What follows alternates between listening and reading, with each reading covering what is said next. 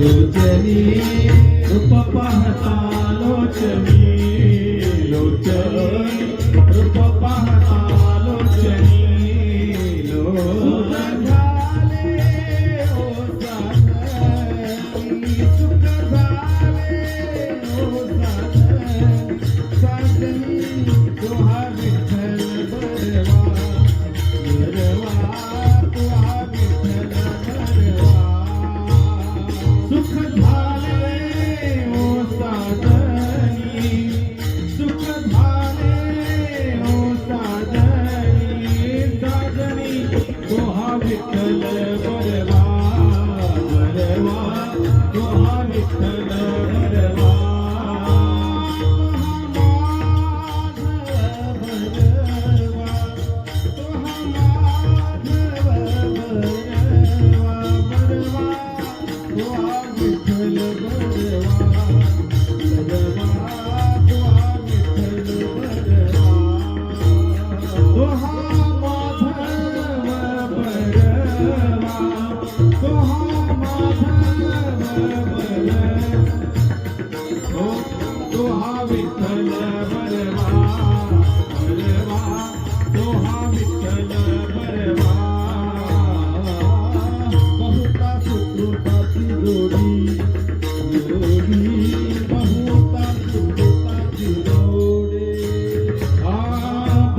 सुकृताची जोडी जोडी बहुत सुकृताची जोडी म्हणून विठ्ठली आवडी म्हणून विठ्ठली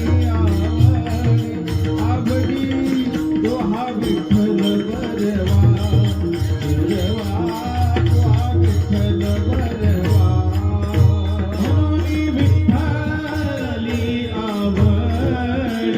म्हणून विठ्ठली आवडी तुहा विठ्ठल बरवा बरवा तुहा विठ्ठल बरवा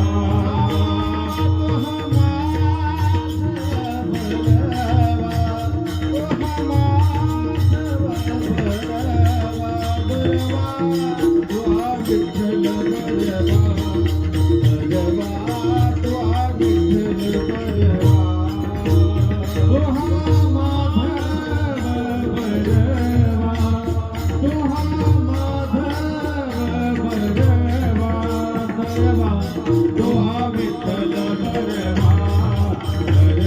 विठ्ठल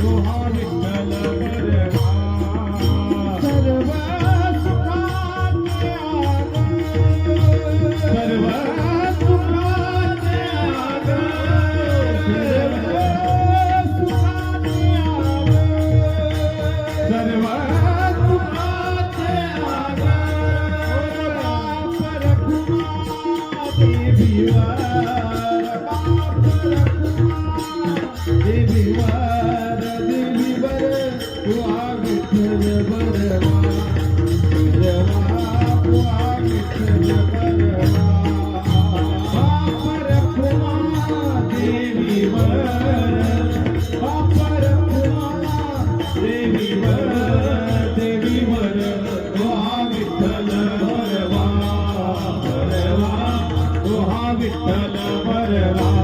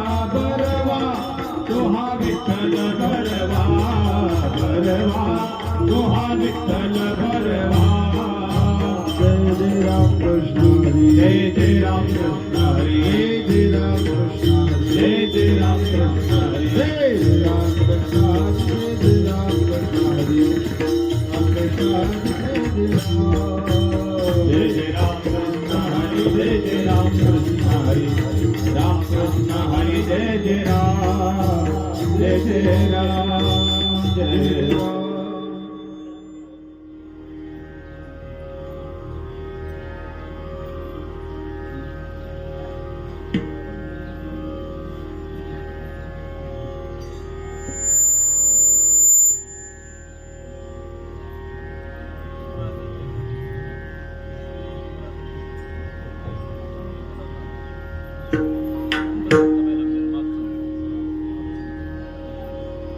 याजसाठी केला होता अट्टहास, याजसाठी केला होता अट्टहास, याजसाठी केला होता अट्टहास, याजसाठी केला होता अट्टहास.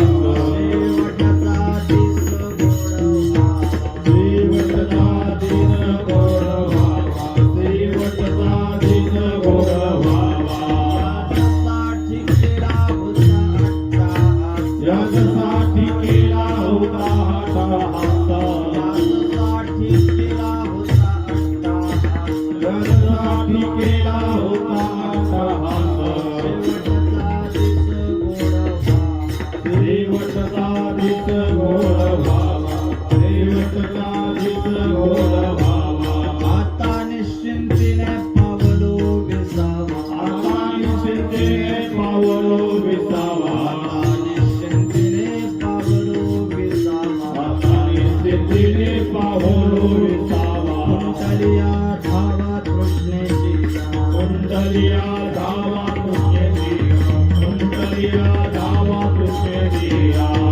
सुख वाटे झालिया वेचाची, कवतुक वाटे झालिया वेचाची, सुख वाटे झालिया वेचाची. कवतुक वाटे झालिया वेचाची. नाममंगळाचे तेने गुण, नाममंगळाचे तेने गुण, नाममंगळाचे तेने गुणे.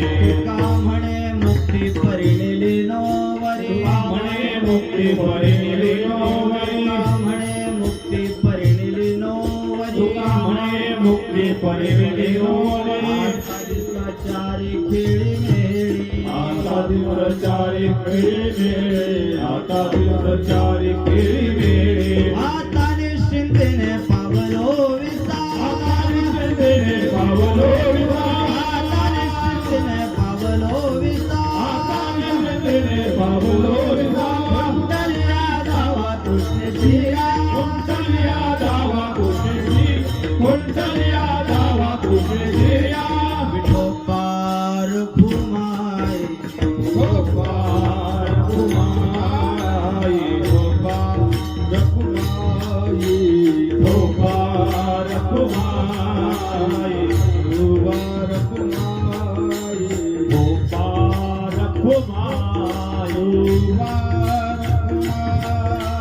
गोपाळ कुमाई.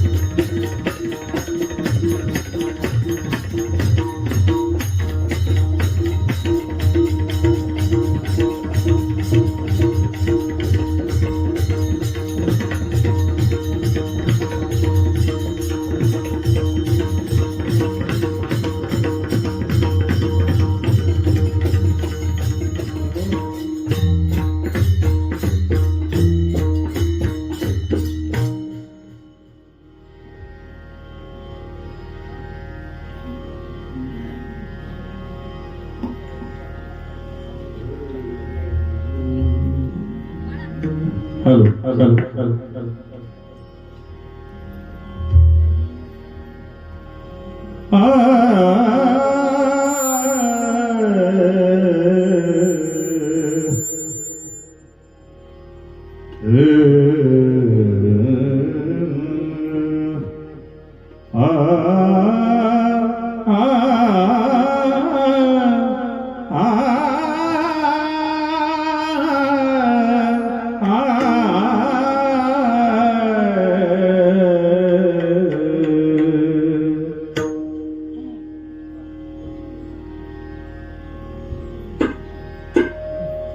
यासाठी केला होता अट्टहास, यासाठी केला होता अट्टहास, यासाठी केला होता अट्टहास, यासाठी केला होता अट्टहास, यासाठी केला होता अट्टहास, यासाठी केला होता अट्टहास, यासाठी केला होता अट्टहास, यासाठी केला होता अट्टहास.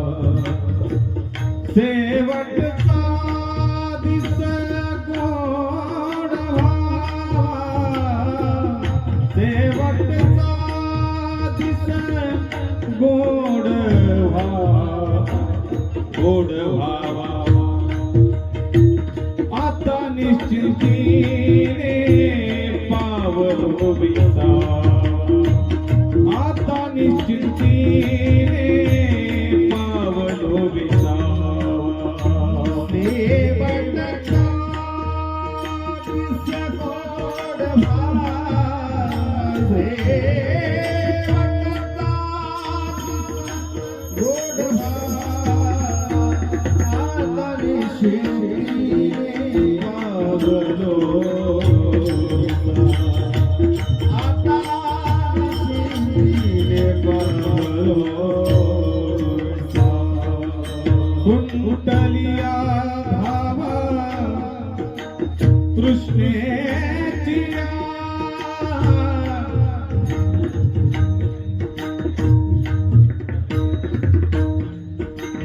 कुंटलिया धावा,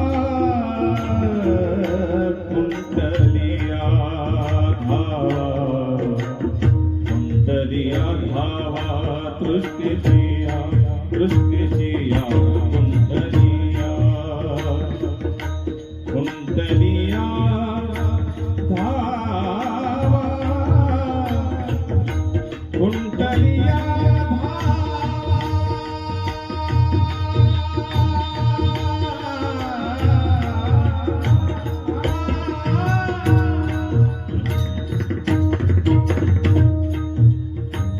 कुंडलिया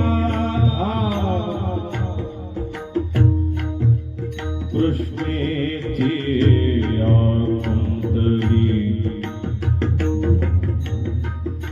कुंडलिया धावा कृष्णेची, कुंडलिया धावा कृष्णेची, कुंडलिया कुंडलिया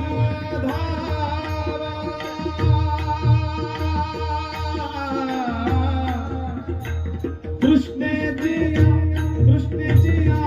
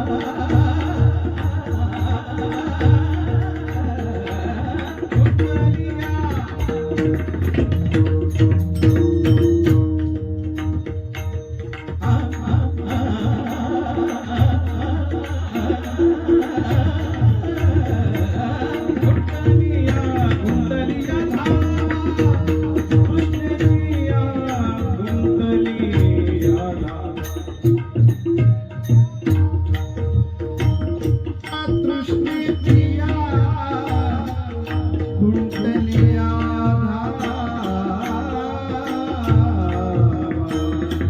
कृष्णेची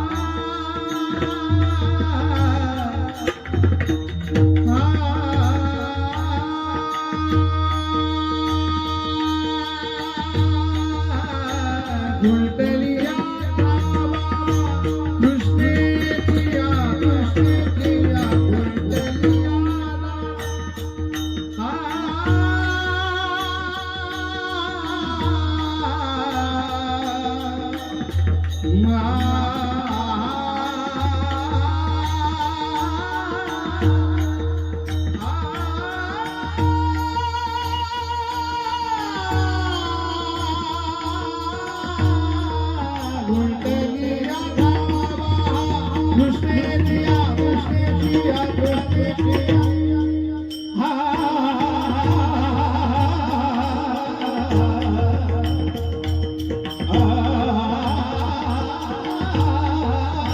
कुंडलिया भावा कृष्णेची या कृष्णेची या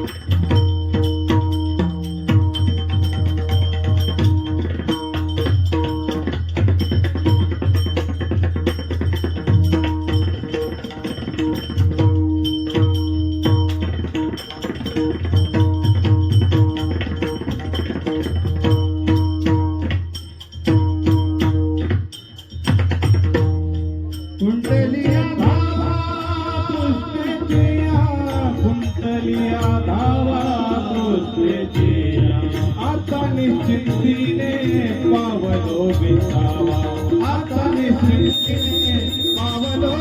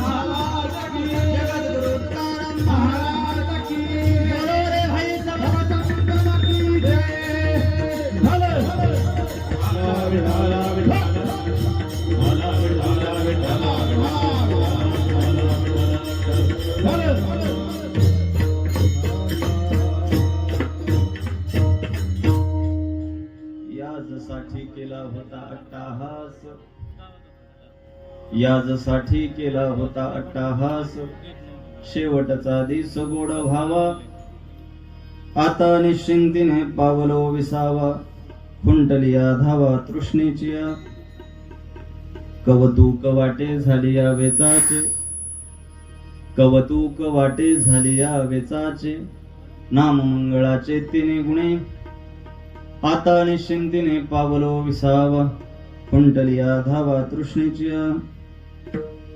तुका म्हणे मुक्ती परिणिली नोवरी, तुका म्हणे मुक्ती परिणिली नोवरी, आता दिवसचारी खेळी मिळी, आता निश्चिंतीने पावलो विसावा, कुंटलिया धावा तृष्णेचिया.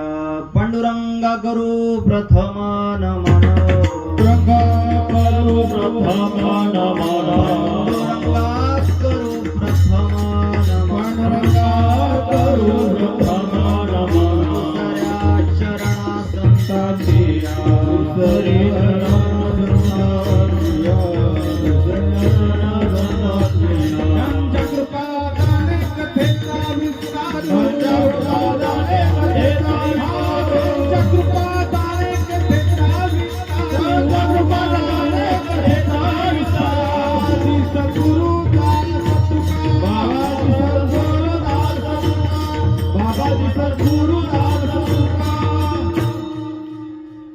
पांडुरंगा करू प्रथम नमन, दुसऱ्या चरणा संतांचिया, त्यांच्या कृपादाने कथेचा विस्तारू, बाबाजे सद्गुरु दास तुका. ओम नमो ज्ञानेश्वरा करुणाकरा दयाळा, तुमचा अनुग्रह लाधलो पावन झालो चराचरी. आता हृदय हे अपुले, चौफाळून भले, वरी वैसव पाऊले, श्री गुरूंची जयांचे केले स्मरण, होय सकळ विद्यांचे अधिकरण, तेची वंदू श्री गुरुचरण ते नमस्कारुणी. आता मस्तक हे पायावरी, मस्तक हे पायावरी, मस्तक हे पायावरी, मस्तक हे पायावरी, वार करी संतांच्या, वार करी संतांच्या, वार करी संतांच्या, वार करी संतांच्या, वार करी संतांच्या, वार करी संतांच्या. मस्तक हे पायावरी, या वार करी संतांच्या, या वार करी संतांच्या, या वार करी संतांच्या. मस्तक हे पायावरी, वार करी संतांच्या, वार करी संतांच्या, वार करी संतांच्या.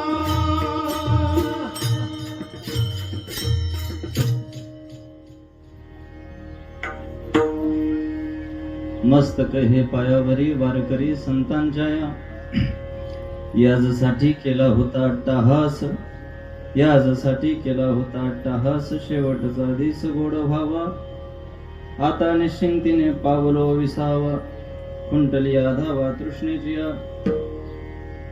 कवतूक वाटे झाली या वेचाचे, कवतूक वाटे झाली या वेचाचे, नाम मंगळाचे तिने गुणे, आता निश्चिंतीने पावलो विसावा, खुंटलिया धावा तृष्णेचिया. तुका म्हणे मुक्ती परिणिली नोवरी, आता दिसचारी खेळी मिळी, आता निश्चिंतीने पावलो विसावा, खुंटलिया धावा तृष्णेचिया. विठ्ठल विठ्ठल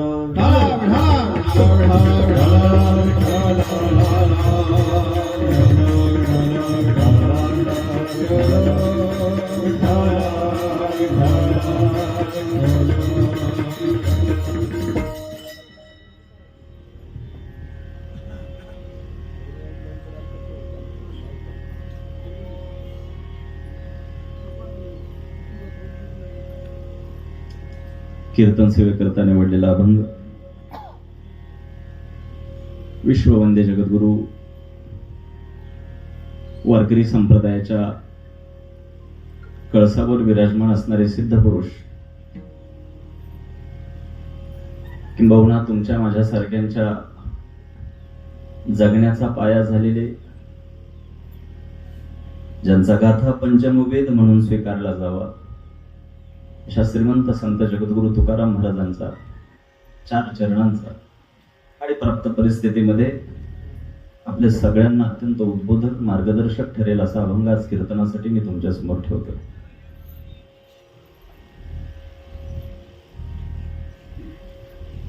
कीर्तनाला सुरुवात होत असताना अभंगावर बोलण्यापूर्वी काहीसा परिचय, काहीसा परिहार एक वक्ता या नात्यानं देणं मला कर्मप्राप्त आहे. याच्या कीर्तन सोहळ्याचं निमित्त जरी तुम्हा उपस्थितांना ठाऊक असलं तरी सांगणं एक वक्त्याचं प्रधान कर्तव्य ठरतंय. या न्यायानं सांगायचं झालं तर जगताप परिवारातील सर्वांना हवं वाटणारं मधाळ स्वरूपाचं व्यक्तिमत्व स्वर्गीय नारायणदादा जगताप यांचं 5 वर्षापूर्वी आपल्यातून जाणं झालं आणि त्यांचा विधिवत 5व्या पुण्यस्मरणाचा आज कार्यक्रम या ठिकाणी आयोजित करण्यात आला. जगताप परिवाराकडून सातत्यानं गेल्या काही महिन्यांपासून मला आग्रह धरण्यात आला की इथं यावं आणि आज इथं आल्यानंतर आपणा सगळ्यांच्या उपस्थितीमध्ये आजच्या कार्यक्रमाला न्याय देण्यासाठी, संत साहित्याचं एक वैचारिक मंथन या ठिकाणी ठेवण्यासाठी जगद्गुरु तुकोबारायांच्या या नियोजित अभंगावर विचार परामर्श करत असताना मला असं वाटतं की आजच्या कार्यक्रमाचं निमित्त सुद्धा तितकं महत्वाचं आहे. एखादी व्यक्ती जेव्हा एखाद्या परिवारातून जाते तेव्हा त्या व्यक्तीच्या जाण्यानं निर्माण झालेली पोकळी तुम्ही आम्ही शाब्दिक स्वरूपामध्ये श्रद्धांजली वाहून भरून काढू शकत नाही, हे त्रिकालबाधित सत्य आहे. परंतु ती व्यक्ती गेल्यानंतर त्या व्यक्तीच्या पश्चात असणारी त्यांचे अपत्य, त्यांचे कुटुंबीय, त्यांचा परिवार यांची काही प्राथमिक कर्तव्य उरतात आणि ती कर्तव्य जर कोणती असतील तर ह्या व्यक्तीने आजन्म आपल्या उराशी जी स्वप्न बाळगली होती त्या अपूर्ण राहिलेल्या स्वप्नांना पूर्णत्वास नेण्याचं काम ह्या परिवाराला त्यांच्या पाठीमागे असलेल्या कुटुंबियांना करायचं असतं. हे झालं कुटुंबियांचं, परिवाराचं कर्तव्य. पण तुमच्या माझ्यासारख्या स्नेही मंडळींचं सुद्धा एक कर्तव्य असतं आणि ते कर्तव्य कोणतं की ही व्यक्ती हयात असताना त्यांच्यासोबत तुम्ही जे क्षण व्यतीत केले त्या गोडगडू आठवणींना उजाळा देऊन आज एक श्रद्धांजली वाहण्याचं काम, हे एक कर्तव्य मला असं वाटतं की आपल्या ठिकाणी उरतं. आपली भारतीय संस्कृती ही वैविध्यपूर्णतेनं नटलेली आहे आणि आपल्या भारतीय संस्कृतीमध्ये काही हिंदू धर्म संस्कृतीनं सोपस्कार नेमून दिलेले आहेत आणि त्या काही संस्कारांपैकी, त्या सोपस्कारांपैकी एक महत्वाचा विधी म्हणजे हा पुण्यस्मरणाचा विधी समजला जातो.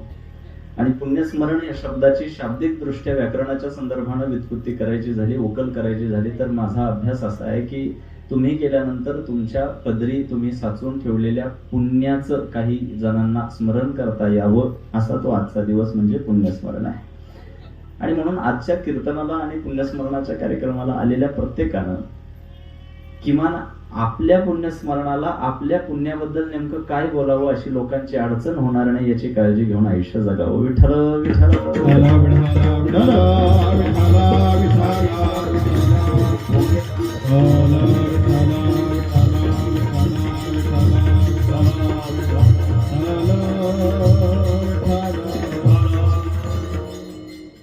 राजरोस गोपाळ महाराज पुण्यस्मरणाच्या आणि वर्षश्राद्धाच्या कुठल्याही कार्यक्रमाला तुम्ही कधी जर गेले तर तिथं बसलेल्या लोकांचं अंतःकरण हे सद्गतीत झालेलं पाहायला मिळतं, त्यांचे चेहरे ओशाळलेले बघायला मिळतात. एकंदरीत एक शोकाकुल वातावरण त्या ठिकाणी असतं. पण एखादी व्यक्ती गेल्यामुळं फक्त असणारी जी शोकांतिका आहे ती आम्हाला अपेक्षित नाहीये. आमचं उरलेलं आयुष्य हे चुकीच्या दिशेनं आम्ही व्यतीत करत आहोत या बाबतीतली ही शोकांतिका असायला हवी. मानवी पातळीवर आयुष्य जगत असताना आज कुठल्या प्रकारचा भरवसा माणसाने स्वतःला असा दिला आहे की जणू काही सगळं काही व्यवस्थित चालू आहे, या आविर्भावामध्ये माणूस आयुष्य जगतोय. कुठल्याच प्रकारचं समाधानकारक चित्र माणसाच्या आयुष्यात सध्या नाहीये, तरी सुद्धा चेहऱ्यावर इतका आत्मविश्वास आहे जणू काय हा पठ्ठ्या कायमस्वरूपी इथं राहायला आलाय. वारंवार आमच्या वारकरी संतांनी कीर्तन प्रवचनातून सांगण्याचा, जाग करण्याचा प्रयत्न केला. क्षणभंगूर नाही भरवसा, उठा जागे व्हारे आता. वारंवार सांगितलं की बाबा क्षणोक्षणा हाचे करावा विचार, सांगितलं, सातत्यानं सांगितलं. पण आमच्या मंडळींनी एकच ठेका धरलाय, कीर्तन ऐकेपर्यंत तेवढी री फक्त गिरवायची आणि कीर्तन संपल्यानंतर पुढं पाठ.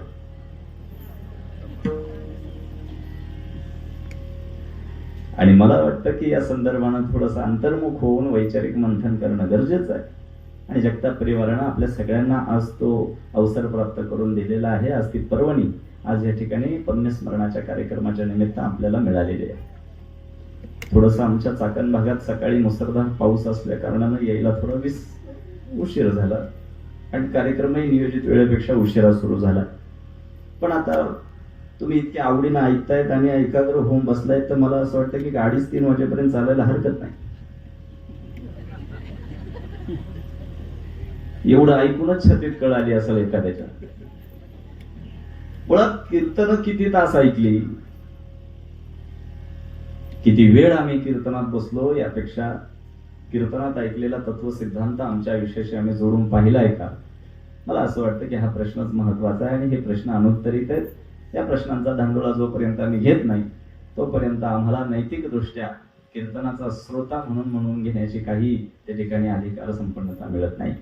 आणि म्हणून जगद्गुरु तुकोबारायांच्या या तुमच्या समोर ठेवलेल्या अभंगाचा विचार परामर्श करत असताना आयुष्याच्या संबंधानं काही तात्विक आणि वैचारिक मंथन या ठिकाणी करत असताना मला तुम्हा सगळ्यांचा प्रतिसाद, एकाग्रता आणि शांतता महत्वाची आहे.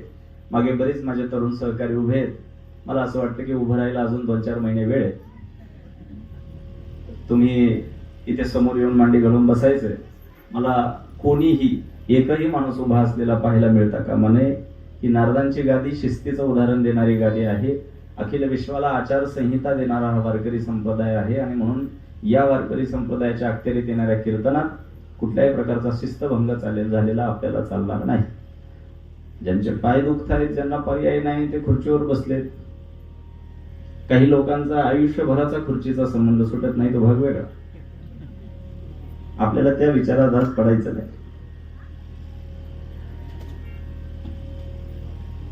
पण मला असं वाटतं की येणाऱ्या काळामध्ये ज्या ज्या प्रश्नांना आव्हानात्मक पद्धतीने आम्हाला सामोरं जावं लागणार आहे त्या प्रश्नांचा धांडोळा आपण घ्यायला हवा.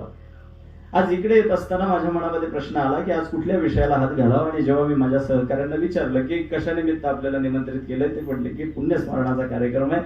आणि पुण्यस्मरणाला आल्यानंतर नेमकं आयुष्याच्या संबंधानं, उरलेल्या आयुष्याच्या संबंधानं काही विचार होणं गरजेचं आहे हे माझ्या लक्षात आलं. आणि जगद्गुरु तुकोबारायांचा सर्वश्रुत असणारा अगदी पाठातला अभंग माझ्या नजरेसमोर उभा राहिला की यासाठी केला होता अट्टाहास, शेवटचा दिवस गोड व्हावा, आता निश्चिंतीने पावलो विसावा, कुंटलिया धावा कृष्णेची. बाबा मला असं वाटत नाही की हा अभंग माहित नाही असा माणूस महाराष्ट्रात असेल. सगळ्यांच्या परिचयाचा, किंबहुना आयुष्यात एकदा तरी कानांनी ऐकलेला असा हा अभंग आहे, परिचयाचा अभंग. याजसाठी केला होता, याजसाठी केला होता, याजसाठी केला होता. हा अभंग माहिती नाही असा माणूस महाराष्ट्रात नाही. आणि हा अभंग माहिती नाही असा माणूस जर असेल तर तो माणूस नाही. याजसाठी केला होता असं कुठलीही गोष्ट प्राणपणाने जपली असेल आणि त्याला जर यशस्वीता प्राप्त झाली असेल तर माणूस सर्रास बोलून जातो की याजसाठी केला होता. आता यांच्यापैकी एखादा असाही असेल की ज्याला कीर्तन ऐकण्याची अजिबात उत्सुकता नाहीये, अजिबात कीर्तन भक्तीविषयी काही जिज्ञासा नाहीये, पण नाईलाजानं कीर्तनात बसलाय. कीर्तन संपल्यानंतर जेव्हा तो मांडी मोडेल आणि गाडीत जाऊन बसेल तोही म्हणेल यासाठी केला होता. प्रत्येकाची व्याख्या वेगळी आहे. परंतु इतक्या सामान्य पातळीवर, इतक्या प्राथमिक दृष्ट्या विचार करण्यासारखे अभंग नाही. जगद्गुरु तुकोबारायच काय, सकल संतांचे जे काही अभंग आज आम्हाला या भारतवर्षामध्ये पाहायला मिळतात हे केवळ शाब्दिक शृंगाराने नटलेले काव्य नाहीयेत. त्यांना आयुष्याच्या त्या त्या टप्प्यावर आलेल्या अनुभवांची अभिव्यक्ती म्हणजे ते अभंग आहेत. आणि म्हणून आम्ही सुद्धा तितक्याच गांभीर्यानं त्या अभंगांची उकल करून आमच्या आयुष्याशी कसे जोडता येईल याचा प्रामाणिक प्रयत्न केला पाहिजे. मानवी पातळीवर आयुष्य जगत असताना तुकोबारायांनी सुद्धा आपल्यासारख्याच काही महत्वाकांक्षा बाळगल्या असतील, याच्यामध्ये नवल नाही. फरक फक्त एवढा आहे की आपल्या महत्वाकांक्षा वेगळ्या आणि त्यांच्या वेगळ्या होत्या. थोडंसं बारीक आहे का, इथं बसलेला प्रत्येक व्यक्ती आपापली एक पूरक महत्वाकांक्षा घेऊन आयुष्य जगत असतो. मला अमुक व्हायचंय, मला तमुक व्हायचंय, मला हे मिळवायचंय, मला ते मिळवायचंय, मला या क्षेत्रात यशस्वी व्हायचंय, मला असं आयुष्य जगायचंय, मला तसं आयुष्य जगायचंय, मला लौकिक मिळवायचंय, मला अलौकिकात मोठं व्हायचंय. या सगळ्या आपापल्या परीने महत्वाकांक्षा माणूस जोपासत असतो.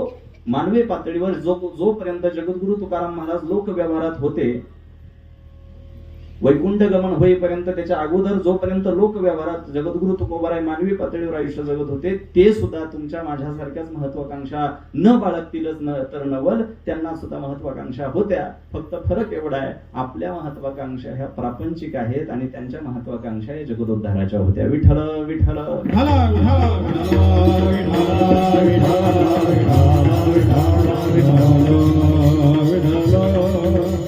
साधा सरळ सिद्धांत आहे गोपाळ महाराज. माझं हित व्हावं अशी अपेक्षा जो करतो त्याला प्रापंचिक म्हणावं, आणि माझ्यासोबत जगाचंही कल्याण व्हावं अशी अपेक्षा करतो त्याला संत म्हणावं, त्याला पारमार्थिक म्हणावं. प्रापंचिक महत्वाकांक्षा आणि पारमार्थिक महत्वाकांक्षा या दोन्हीचा आपण विपर्यास होऊ देता कामा नये. या दोन्ही परस्पर भिन्न गोष्टी आपण अंतरानं समजून घेतल्या पाहिजे, अभ्यासानं समजून घेतल्या पाहिजेत. आज इकडे येत असताना माझ्या समोर जेव्हा तुमच्यासारखी सुज्ञ श्रोते मंडळी पाहायला मिळतात, तेव्हा माझ्या मनात प्रश्न पडतो की जगद्गुरु तुकोबारायांचा हा अभंग जो सर्रास तुमच्या कानावर पडत आलेला आहे, परंतु कधी या अभंगाच्या संबंधानं तितक्या गांभीर्यानं तुम्ही विचार केला नाही, आयुष्याशी तो अभंग जोडून पाहिला नाही. म्हणून मला असं वाटतं की आजच्या अभंगाचा आजचा विचार फार महत्वाचा यासाठी केला होता अट्टाहास. जगद्गुरु तुकाराम महाराजांनी, बापू जगद्गुरु तुकाराम महाराजांनी एक महत्वाकांक्षा उराशी बाळगली. कोणती? माझ्या अवतीभोवती ही गुराढोरांसारखी जगणारी जी काही माणसं आहेत, यांच्यासारखं 2 वेळचं पोट भरून केवळ उदरनिर्वाहाची आणि चरितार्थाची भूषणं मिरवून मला आयुष्य जगायचं नाहीये. का आला माहिती नाही, का गेला माहिती नाही, का आयुष्य जगला माहिती नाही, कशाचाच तारतम्याचा भाग नाही, किती वेळा जन्मा यावे, नित्य उठून या खावयाची चिंता, जन्माचं कारण माहिती नाही, जाण्याचा परिपाक माहित नाही. बरं, जन्म आणि मृत्यूच्या मधोमध जे आयुष्य आमच्या हाताला लागलंय, त्या आयुष्याचा अर्थ कधी लावण्याचा आम्ही प्रयत्न केला नाही का? देहाची आगावा आल्या, जन्म मृत्यूच्या सोहळ्या ना म्हणून हे धनंजया जया परी. या जन्म आणि मृत्यूच्या मध्ये जे आयुष्याचं गाव लागतं, त्या आयुष्याच्या गावाचा परिपाक समजून घेण्याचा कधी प्रयत्न केला नाही. का जन्माला आले नाही माहिती नाही, का मेले माहिती नाही, कसल्याच आयुष्याच्या संबंधानं महत्वाचा गांभीर्यानं विचार केला नाही. आणि हे मरतुकडं वळचणीला कोणाच्या तरी आश्रयाने जगत असलेलं आयुष्य जगद्गुरु तुकोबारायांनी नाकारलं. आणि जगद्गुरु तुकोबाराय म्हणले, माझ्या सभोवताली ही निरर्थक केवळ चरितार्थाची भांत घेऊन नित्य उठून या खावयाची चिंता असलेले जे जीव आहेत, मला त्यांच्यासारखं आयुष्य जगायचं नाही. या सगळ्या गदारोळातून एक वेगळं माझं विश्व मी तयार करू इच्छितो, आणि या सगळ्या गदारोळातून, या षड्रिपूंपासून, या षड्विकारांपासून मी स्वतःला मुक्त करून देऊ इच्छितो. आणि स्वतःला मुक्त करण्याच्या संबंधानं महत्वाकांक्षा अंतःकरणात बाळगली. आणि ती महत्वाकांक्षा ज्या दिवशी यशस्वी होताना दिसली, त्या दिवशी तुकोबाराय म्हणाले, याजसाठी केला होता, याजसाठी केला होता, याजसाठी केला होता, जमलं तरी काम्या जागा भरा, याजसाठी केला होता. ज्या दिवशी जगद्गुरु तुकोबारायांच्या लक्षात आलं की जी महत्वाकांक्षा मी आजन्म उराशी बाळगली, ज्या महत्वाकांक्षेला मी खतपाणी घालत आलो, ज्या महत्वाकांक्षेसाठी जीवाचं रान केलं, स्वतःला मुक्त करण्याच्या संबंधानं जीवाचा आटापिटा केला, आणि आज ज्या मुक्तीसाठी मी यत्न आयुष्यभर केला, ती मुक्ती नव्या नवरीसारखी नटून माझी वाट पाहते, त्या दिवशी तुकोबारायांचा हा साफल्यपूर्तीचा उच्चार मुखातून उद्धृत झाला की याजसाठी केला होता. ही अभंगाची सरळ सरळ पार्श्वभूमी आहे. आणि अभंगाचा विचार मांडत असताना मला सगळ्यात अगोदर जर आज तुमच्या प्रत्येकाच्या जीवनाशी अभंगाचं पहिलं चरण जोडून घेण्याचा जर प्रयत्न करायचा असेल, तर तो पहिला प्रयत्न असा आहे की जगद्गुरु तुकाराम महाराजांनी जशी स्वतःची महत्वाकांक्षा पुरत्वाला, स्वतःची महत्वाकांक्षा जशी यशस्वीतेकडे नेण्यासाठी आटोकाट प्रयत्न केला, आता हा अभंग तुमच्या आयुष्याशी जोडत असताना मला तुमच्या समोर काही प्रश्न मंजुषा ठेवायची, ती अशी की इथं बसलेल्या व्यासपीठावर बसलेली जी अनुभव संपन्न मंडळी आहेत, खाली बसलेल्या महिला आहेत, उजव्या बाजूला पुरुष वर्ग आहे, आपण सगळ्यांनी सुद्धा स्वतःच्या जीवनाचं मूल्यांकन अशा पद्धतीनं आजपासून करायचं की माझ्याही आयुष्यामध्ये काही गोष्टी कमावण्याचा मी प्रयत्न करेल की त्या गोष्टींकडे पाहून मलाही म्हणता येईल यासाठी केला होता. थोडं सोपं करून सांगतो, आजचं कीर्तन संपल्यानंतर, चैतन्य महाराजांचं कीर्तन संपल्यानंतर ज्या वेळेस तुमची पावलं घराकडे वळतील किंवा संध्याकाळी अंथरुणावर पडून तुम्ही झोपायची सुरुवात कराल, आजकाल अंथरुणावर पडल्यावर सुद्धा 1-2 तास लोक झोपत नाही, ते मोबाईल नावाचं उपकरण आलंय जास्त प्रमाणात. अंथरुणावर पडल्यानंतर पाठ टेकवून झोपल्यानंतर जेव्हा तुम्ही आभाळाकडे बघत असाल, अंगणात झोपले असाल तर आभाळ दिसल, नाही तर पंखाच दिसल गोपाळ महाराज. आणि पंख्याकडे बघून वेगळे विचार येऊ शकतात, जास्त वेळ बघायचं नाही.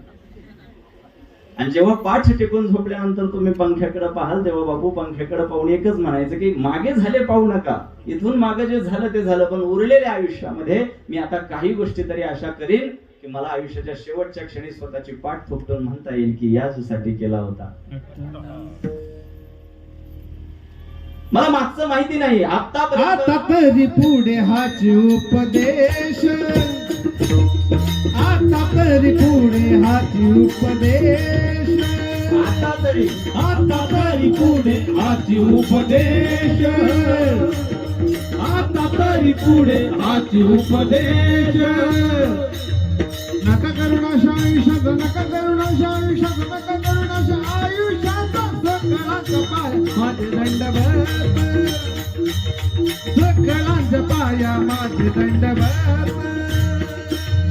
नका करुणाशा आयुष्यात, नका करुणाशा आयुष्यात, नका करुणाशा आयुष्यात, सकळांचा पाय माझे दंडवत, हो सकळांचे पाय माझे दंडवत.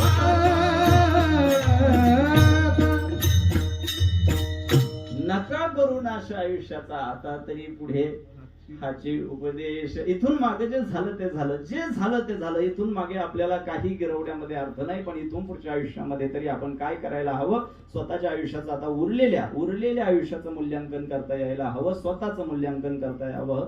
आणि स्वतःच्या आयुष्याचं परीक्षण करत असताना आम्ही एक गोष्ट आज संध्याकाळी झोपताना स्वतःला सांगायची. काय सांगायचं? मी माझ्या उरलेल्या आयुष्यामध्ये काही महत्वाच्या 4 तरी गोष्टी अशा करण्याचा आटोकाट प्रयत्न करीन की ज्या गोष्टींकडे पाहून मला आयुष्याच्या शेवटच्या टप्प्यामध्ये स्वतःची पाठ थोपटून म्हणता आलं पाहिजे,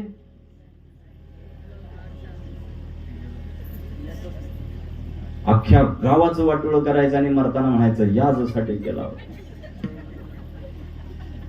समाजामध्ये 2 प्रकारची माणसं मी पाहिली. एक पहिला वर्ग असा आहे की ज्यांच्याबद्दल काय बोलावं हा प्रश्न पडतो, आणि दुसरा वर्ग असा आहे की ज्यांच्याबद्दल काय बोलावं हा प्रश्न पडतो.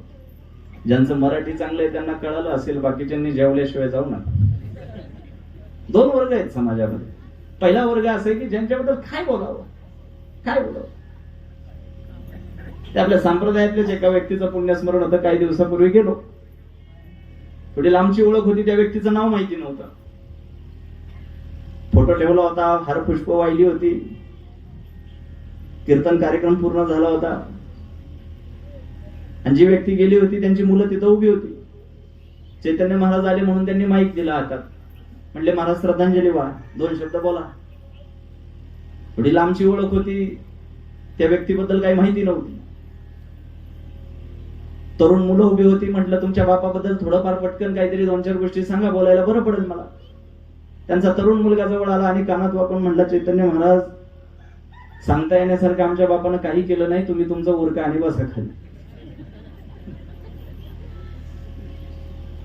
कोण म्हणताय? त्याचा मुलगा. आमच्याच वंशावळीतले, आमच्याच रक्ताचे, ज्यांना आम्ही जन्म दिला त्यांनाच जर आम्ही सांगण्यासाठी मागे काही ठेवणार नसू तर कुठल्या प्रकारचं शोभनीय आयुष्य जगताय तुम्ही? आणि म्हणून कीर्तनाच्या सुरुवातीला माझ्या प्रास्ताविकामध्येच मी एक गोष्ट स्पष्ट करून सांगितली होती की पुण्यस्मरण या शब्दाचा अर्थ जर शाब्दिक दृष्ट्या जरी घ्यायचा झाला, अगदी प्राथमिक त्याची व्युत्पत्ती जरी करायची झाली तरी अशी करता येईल की आपल्याही पुण्यांचं काहीसं स्मरण करता यावं, इतकी तरी पुण्य माणसानं.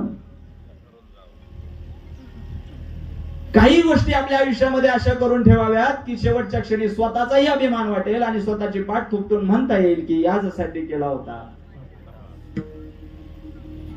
स्वातंत्र्यपूर्व काळामध्ये महाराष्ट्रातल्या रत्नागिरी जिल्ह्यामध्ये एक पोरग जन्माला आलं आणि अगदी किशोरवयीन अवस्थेमध्ये, किशोर वयातच भारताला स्वातंत्र्य मिळवून देण्याच्या संबंधानं चळवळीचं खोल डोक्यामध्ये माजलं.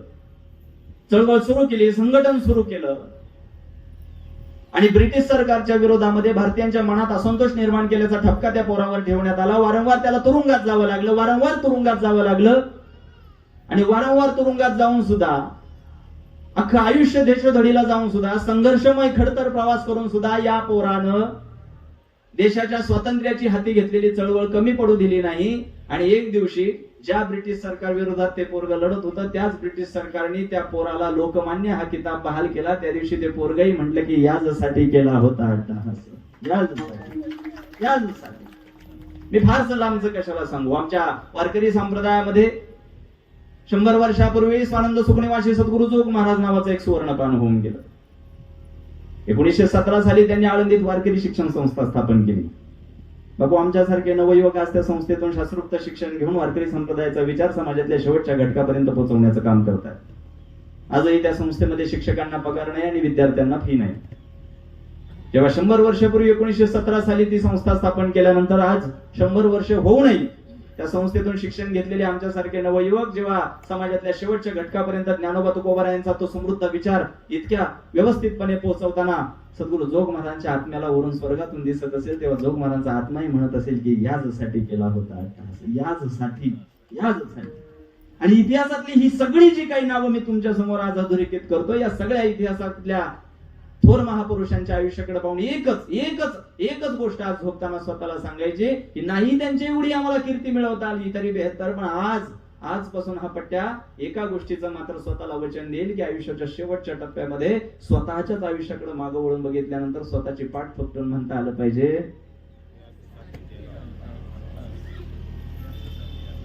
गावातलं मंदिराचं बांधकाम चालू असलं की त्याला आडवं जायचं, गावात शाळेचं बांधकाम सुरू असलं की त्याला आडवं जायचं. आपल्या मुलांच्या व्यतिरिक्त दुसऱ्या मुलांचा विचार करायचा नाही, आपल्या घरापुरताच विचार करायचा. सगळी डाळ आपल्याच भातावर पाहिजे. अख्खं आयुष्य अप्पलपोटीपणानं वागायचं आणि शेवटी जीवाची दुर्दशा झाली की मग देवाकडे भीक मागण्यासाठी हात पसरायचे. देव मोकळा आहे, तो उदार आहे, पण फुकट वाटणारा नाहीये. घेशी तेव्हा देशी ऐसा असशी उदार. देव फार व्यावहारिक आहे. ज्ञानोबा तुकोबारायांची संतांची गोष्ट वेगळी आहे. हृदय उघडं करून ठेवतात, देव नाही. व्यवहारच पाहतो देव. 10 रुपयाची फाटकी नोट तुम्ही दानपेटीत टाकणार आणि फॉर्च्युनर मागणार, येडा आहे का तो? जैसा केला तैसा होय धाव सोय धरोनी, धाव सोय धरोनी, धाव सोय धरोनी. जैसा केला तैसा होय धाव सोय धरोनी, धाव सोय धरोनी, धाव सोय धरोनी. जैसा केला तैसा होय धाव सोय धरोनी, धाव सोय धरोनी. जैसा केला तैसा होय धाव सोय धरोनी, धाव सोय धरोनी, धाव सोय धरोनी. जैसा केला तैसा होय. जसा तुमचा अप्रोच आहे, जसा तुमचा दृष्टिकोन आहे, जसं तुम्ही देवाला सामोरं जाल तसा देव तुमच्यासाठी. एक गोष्ट तुम्ही लक्षात घेतली पाहिजे महाराज, इतिहासाची पानं जर अभ्यासानं तपासून पाहिली तर इतिहासामध्ये आम्हाला सरळ एक गोष्ट सगळ्यांच्या बाबतीत सारखी दिसून येईल. कोणती? जी माणसं स्वतःशी प्रामाणिक राहून आयुष्य जगलेली आहेत, देव त्यांच्याच पाठीशी उभा राहिलेला आहे. आयऱ्या गैऱ्याच्या जिकडं भेळ तिकडं खेळ असा ज्यांनी कार्यक्रम केलाय, देव त्यांच्या पाठीशी उभा राहिलेला आम्हाला कधीही इतिहासात बघायला मिळणार काय गोपाळ महाराज? दुसऱ्या गावातल्या लोकांनी पाकिट वाढून दिलं म्हणजे पुढच्या वर्षी सप्त्याला तुम्ही त्यांच्याकडे जाता. मी बोट आधी तुमच्याकडे दाखवतोय मग ह्यांच्याकडे. जी माणसं स्वतःशी इमानेतभर प्रामाणिक राहून आयुष्य जगलेली आहे, देव त्यांच्याच पाठीशी उभा राहिलेला. आणि जगद्गुरु तुकोबारायांच्या योग्य वेळी ही गोष्ट लक्षात आली आणि जशी इतर जीवांची फरफट झालेली त्यांनी बघितली, तशी आपली अवस्था होणे याची तंतोतंत त्यांची काळजी त्यांनी बाळगली. आणि एक महत्वाकांक्षा अंतःकरणामध्ये जोपासली की मी स्वतःला मुक्त करून देणार, मी स्वतःची जबाबदारी स्वतः घेणार. आणि ज्या दिवशी त्याच्यामध्ये यशस्वीता प्राप्त झाली, तो साफल्यपूर्तीचा स्वतःचा उच्चार जगद्गुरु तुकोबारायांनी केला की याचसाठी केला होता अट्टहास. काही माणसं समाजामध्ये इतकं आडवं चालण्याचा प्रयत्न करतात, जगाला एवढा त्रास देण्याचा प्रयत्न करतात. बाबा चुकीची कामं करणारी माणसं समाजात आहेत याचं मला नवल वाटत नाही, पण चुकीची कामं इतक्या आत्मविश्वासानं चालली जणू काही देवानं ती मक्तेदारी त्यांना दिली, देवानं तो ठेका त्यांना दिलाय. काही लोकांची फार गंमत आहे.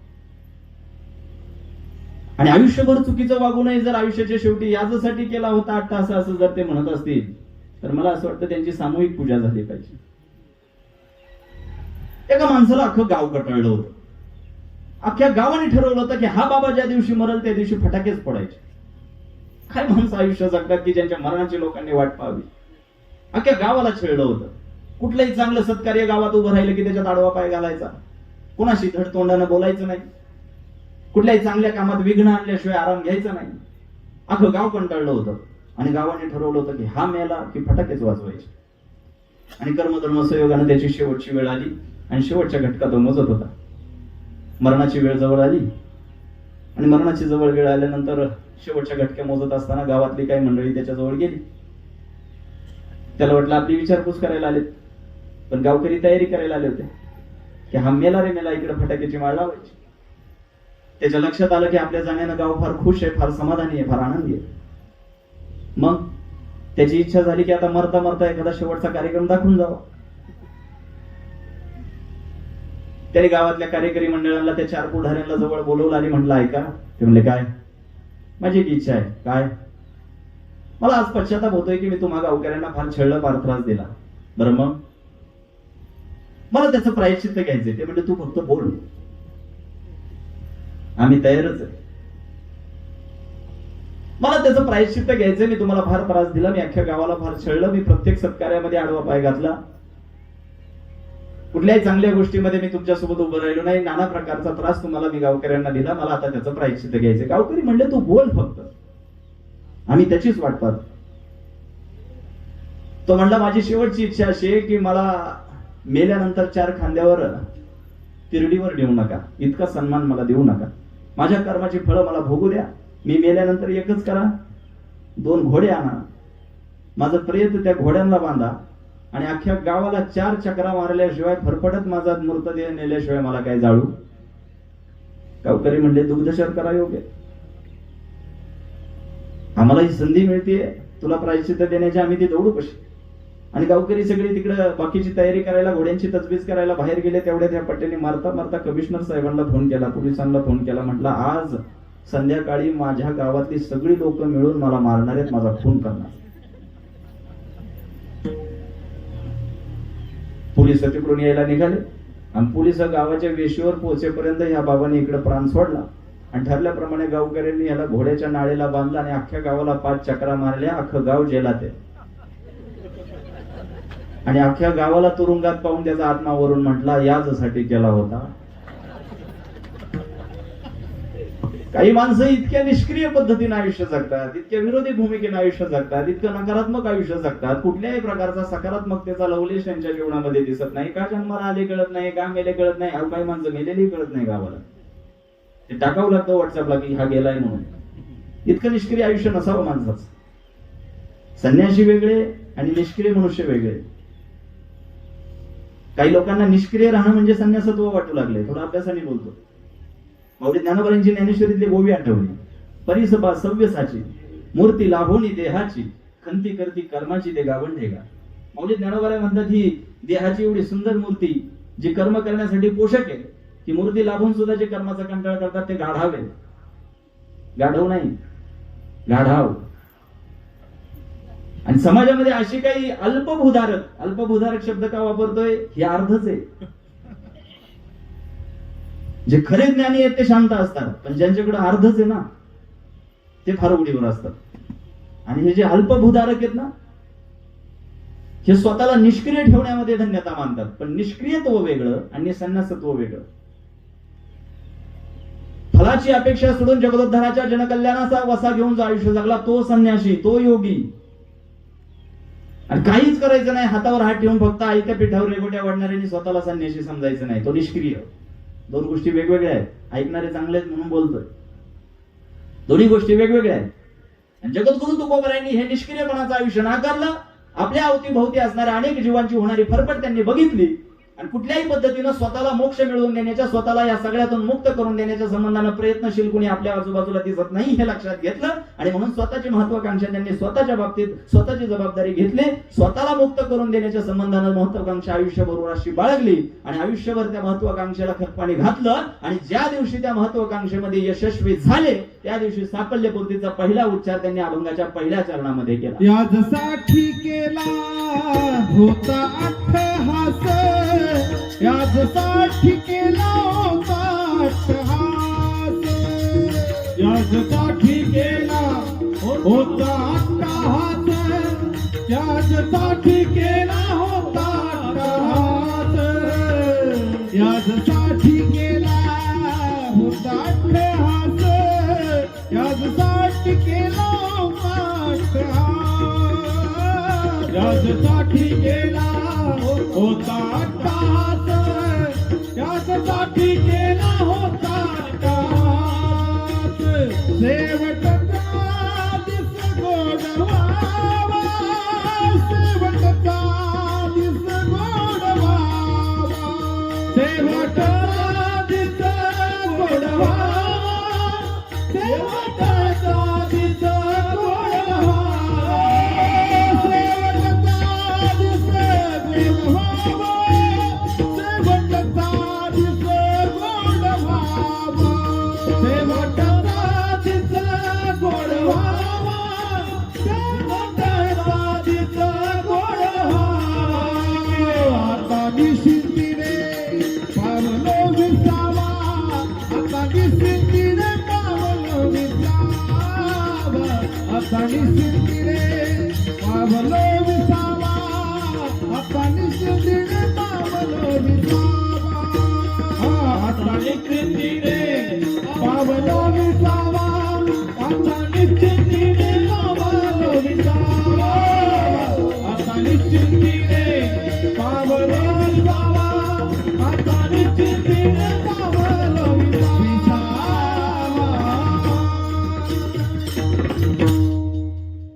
उभ्या आयुष्यामध्ये कधीही स्वतःविषयी न बोलणारे जगद्गुरु तुकाराम महाराज आज ह्या क्षणी स्वतःबद्दल अभिनिवेशानं काही गोष्टी बोलताना दिसले. त्याचं कारण एकच की आपल्या सभोवताली वावरणारा कुठलाही जीव स्वतःला वाचवण्याच्या संबंधानं गांभीर्यानं पावलं टाकताना दिसत नाहीये, स्वतःला मुक्त करण्याच्या संबंधानं प्रयत्नशील दिसत नाहीये. आणि या सगळ्यात पेक्षा वेगळं आयुष्य जगण्यामध्ये मी समर्थ ठरलो, मी यशस्वी झालो आणि आज तो साफल्यपूर्तीचा उच्चार मी तुमच्या समोर ठेवतो. यासाठी केला होता अट्टहास. बाकीच्यांचं मला माहित नाही, पण मी माझ्या स्वतःशी प्रामाणिक राहिलो आणि स्वतःच्या जीवनाशी इमानेतभर प्रामाणिक राहून स्वतःला मुक्त करण्याच्या संबंधानं मी महत्वाकांक्षा माझ्या जीवनामध्ये बाळगली आणि तुकोबाराय म्हणतात आज मी त्याच्यामध्ये यशस्वी झालो. यासाठी केला होता. या विकारांनी इतकी फरफट केली आहे माणसाची, इतकी फरफट केली आहे. आज मांडीला मांडी लावून बसलेल्या शेजारच्या माणसाबद्दल सुद्धा आपल्या अंतःकरणामध्ये खरोखर चांगल्या भावना आहेत का असं विचारल्यानंतर समाधानकारक उत्तर येत नाही कुणाचं. एका घरात मांडीला मांडी लावून एका रक्ताचे नातेवाईक असणारे एका घरातली माणसं स्वतःच्या मनामध्ये एकमेकांविषयी किती कमालीची घृणा घेऊन आयुष्य जगतायत हा विचार प्रत्येकाने इथं बसलेल्या ज्यांनी त्यांनी करायचा. तुम्ही आपापल्या क्षेत्रामध्ये काम करणारी माणसं आज इथे सुद्धा प्रत्येक क्षेत्रातली लोक असतील, राजकीय, सामाजिक, कला, क्रीडा, शेती, सहकार, व्यवसाय, कुठल्याही क्षेत्रातली, पत्रकारिता असेल, गृहिणी असतील, या महिला आपापलं आयुष्य जगत असताना रोज आपल्या सभोवताली जी नित्य नेमानं माणसं आपण पाहतो, अहो आपल्या सोबतच जगणाऱ्या आपल्याच रक्ताच्या माणसांबद्दल सुद्धा इथं किती कमालीची घृणा आणि किती कमालीची ईर्ष्या आम्ही दाबून ठेवली याचं उत्तर कधी स्वतःला विचारलंय? ज्यांना आम्ही आमचं म्हणतो, ज्यांना आम्ही आपलं म्हणतो, त्या आपल्या म्हणून घेणाऱ्या माणसांबद्दलच किती मत्सर दाबून ठेवलाय कधी उघडून बघितलंय का आतमध्ये? हनुमंतरायांनी छाती फाडून दाखवलं होतं की आतमध्ये राम, लक्ष्मण, सीता आहे. आजचं कीर्तन फार लक्ष देऊन ऐकलं म्हणून जर प्रभू पांडुरंग परमात्म्याने इथं बसलेल्या पुरुषांवर खुश होऊन जर तुम्हाला छाती फाडून दाखवण्याची जर शक्ती दिली, पुरुष वर्ग काय म्हणतोय मी, आज पांडुरंग तुमच्या प्रसन्न झाला, फक्त कल्पना करा तुम्हाला एकदा छाती फाडून दाखवण्याची शक्ती त्यानं दिली, तुमच्यापैकी किती जण आहेत की घरी जाऊन बायकोला छाती फाडून दाखवतील? ते बायकोला छाती फाडून दाखवणार नाहीत, कारण त्यांना माहिती आहे छाती फाडल्यानंतर आपल्याच बायकोचा फोटो दिसेल याची कुठे गॅरंटी. तो हनुमान होता की ज्याच्या छातीमध्ये राम दिसला.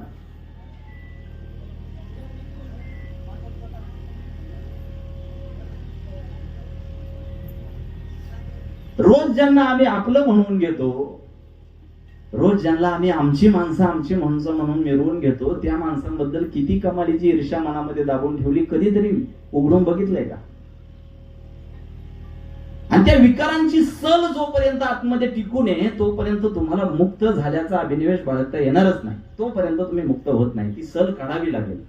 थोडं जड जात असेल तर सोपं करून सांगतो.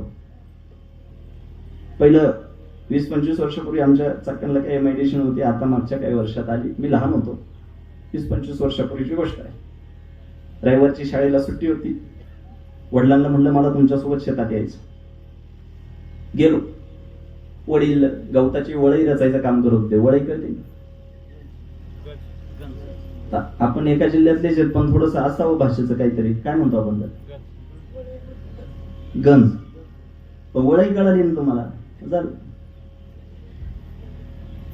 ती गवताची गंज रचण्याचं काम चाललं होतं, वळई रचण्याचं काम चालू होतं. मी जोशात आवेशात वडिलांना मदत करायची म्हणून काय केलं, त्या खडब्याचा पेंडा ठेवला होता. सगळे पेंड्या बांधून ठेवल्या. त्या उचलायचे पेंड्या फेकायच्या वडिलांकडे, उचलायच्या आणि फेकायच्या वडिलांकडे. ते उत्साहामध्ये काय झालं, त्या कडब्याचं एक बारीक असं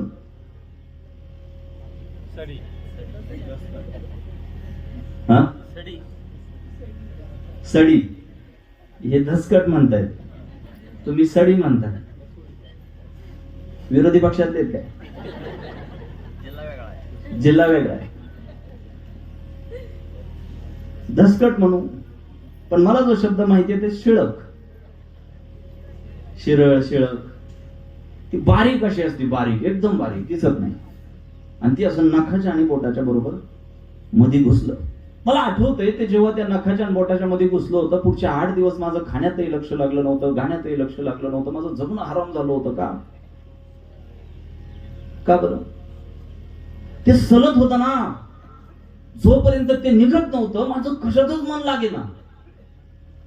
गावात कीर्तन ऐकायला गेलो तिथेही मन लागेना, घरात पिक्चर बघत बसलो तिथेही मन लागेना, खायला बसलो तिथेही मन लागेना, गाण्यातही मन लागेना, खाण्यातही. जगणं हराम झालं. कारण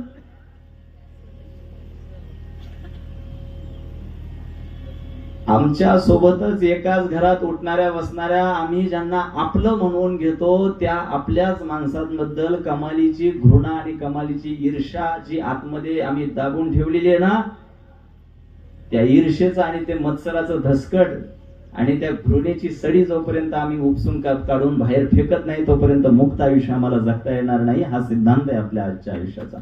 तितकं मुक्त आयुष्य तोपर्यंत तुम्हाला जगता येणार नाही. आणि आमच्या दृष्टीनं सगळ्यात मोठं अपयश काय असेल गोपाळ महाराज, तर हे अपयश आहे की आम्ही ती सल जी आहे ती कायम ठेवलेली आहे, ती मिटवण्याचा प्रयत्न केला नाही. कीर्तनं खूप ऐकली, गोपाळांचे अभंग अनेकदा गिरवले, लावणी मृदंग श्रुती टाळ घोष. रोज हा टाळांचा गुंजाराव काही लोकांच्या कानावर पडतोय. काही लोक रोज काकड आरतीला आहेत, पण ती सल काढण्याचा काही त्यांच्याकडून कार्यक्रम यशस्वी झाला? जे आतमध्ये साचलंय, जो कचरा इथे झालाय. आपलं घर प्रत्येकाला स्वच्छ पाहिजे, पण इथे जो कचरा झालाय त्याचं काय? आणि जगद्गुरु तुकोबाराय अभिनिवेशानं हा साफल्यपूर्तीचा उच्चार का मांडतात की मी या सगळ्यांपेक्षा वेगळा निघालो, मी स्वतःला या सगळ्यातून मुक्त करण्याच्या संबंधानं एक महत्वाकांक्षा अशी बाळगली, ती जोपासली, त्याला खत पाणी घातलं आणि यशस्वी करून दाखवली. आणि त्या दिवशी मोठ्या अभिनिवेशानं स्वतःच्या कर्तृत्व अभिमानानं जगद्गुरु तुकोबाराय पुन्हा त्याची पुनरुक्ती आमच्या समोर करतात की याचसाठी केला होता अट्टहास. याचसाठी, कशासाठी? शेवटचा दिवस. आताशी पहिल्या चरणावर आलोय, म्हणजे 4 वाजेपर्यंत चालले. आता आपलं बाकीच्यांसारखं कॅसेट सारखं नाही वाजवायचं पळून जायचं. अभंगाला न्याय दिल्याशिवाय आपल्याला जमत नाही. पण तरी सुद्धा वेळेची थोडीशी मर्यादा आहे.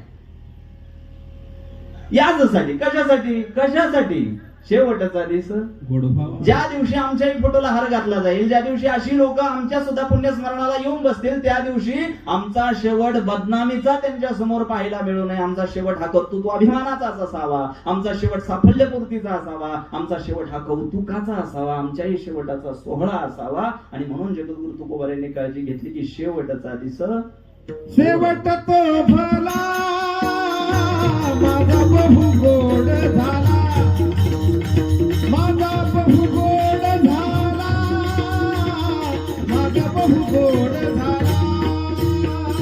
शेवट तो भला माझा बहु गोड झाला, माझा बहु गोड झाला,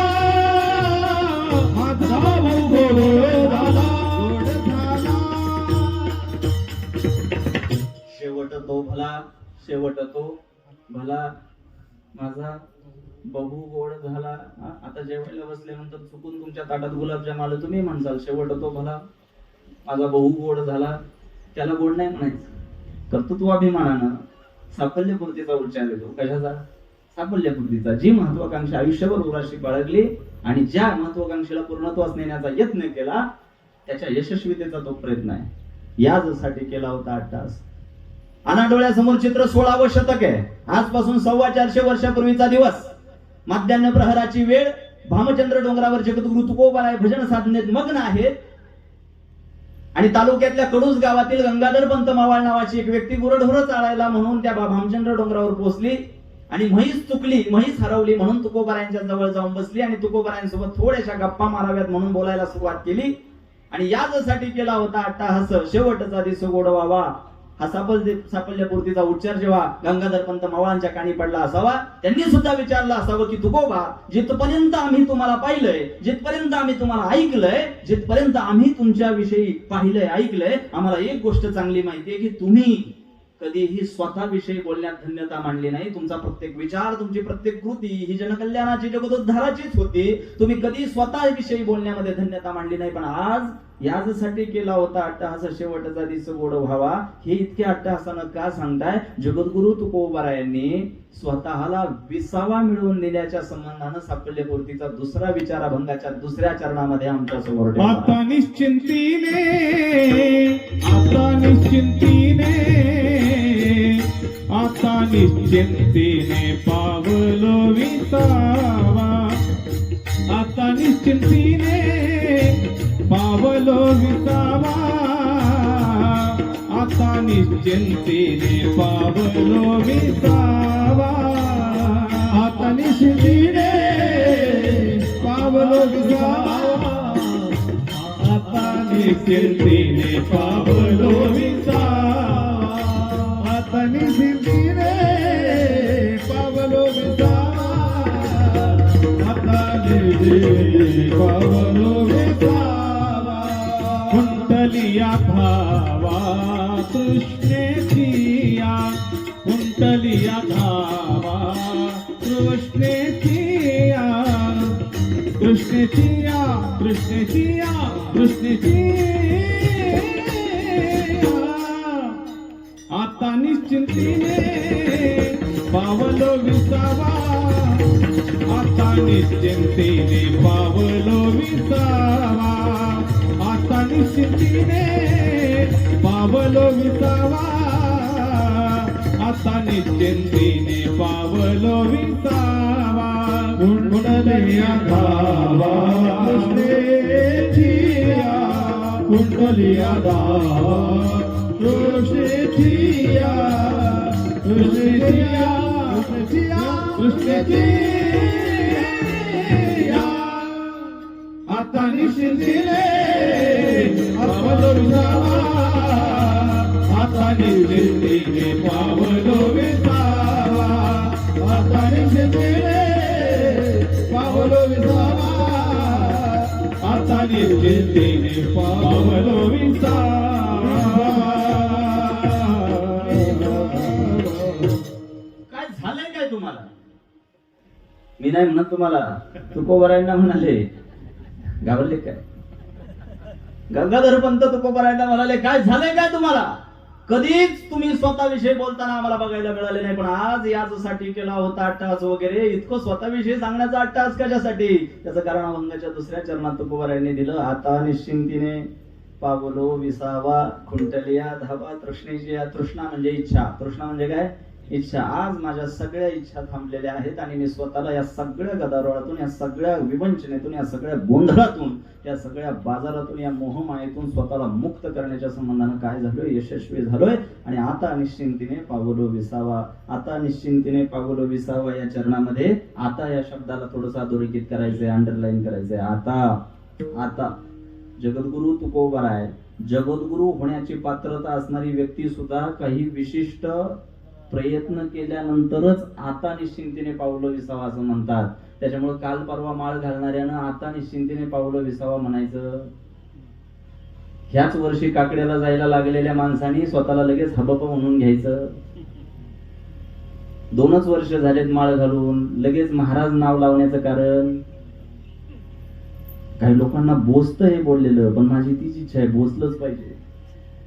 परमार्थ हा सरळ सरळ स्वीकारायचा, मॉडिफाय करून नाही स्वीकारायचा. समजलं तर बघा. समाजामध्ये 2 प्रघात मला लोकांचे पाहायला मिळाले. पहिला प्रघात असा की ज्यांनी अध्यात्म स्पष्टपणे स्वीकारलं, आणि दुसरा प्रघात असा की ज्यांनी अध्यात्म स्पष्टपणे नाकारलं. आणि मी म्हणेल की स्पष्टपणे नाकारणं चांगलं, पण स्वतःच्या सोयीनुसार मॉडिफाय करून स्वीकारलेलं अजिबात चालणार नाही. श्रावण महिन्यात उपवास पकडायचा, आणि श्रावण सुरू व्हायच्या आदल्या रात्री कुठलं अध्यात्म आहे हे? तुम्हाला काही दिवस वाटून दिलाय?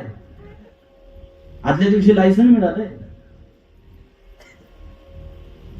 प्रचंड नरसंहार करायचा, मुख्या प्राण्यांचा घात घ्यायचा, मोठ्या प्रमाणात त्यांचा बळी द्यायचा. ही चरबी वाढलेली माणसं, आता चरबी खाल्यावर चरबीच वाढणार ना. चरबी वाढलेल्या माणसांनी काय केलं? अध्यात्म असं मॉडिफाय करून स्वीकारलं. श्रावणात उपवास धरायचा, आणि हे वारावाले तर वेगळेच. गुरुवारी आम्ही खात नाही. काय लॉजिक आहे? इतर दिवशी खायला तुला लायसन आहे, परवानगी आहे. कधी कधी फार गमतीनं काही ठिकाणी बोलतो की काही वर्षापूर्वी ती महामारी आली होती, काय नाव तिचं? कोरोना. मला असं वाटतं की जरा 5-10 वर्षातून अधून मधून कोरोना येत राहिला पाहिजे. हे जे सिजनेबल आहेत ना,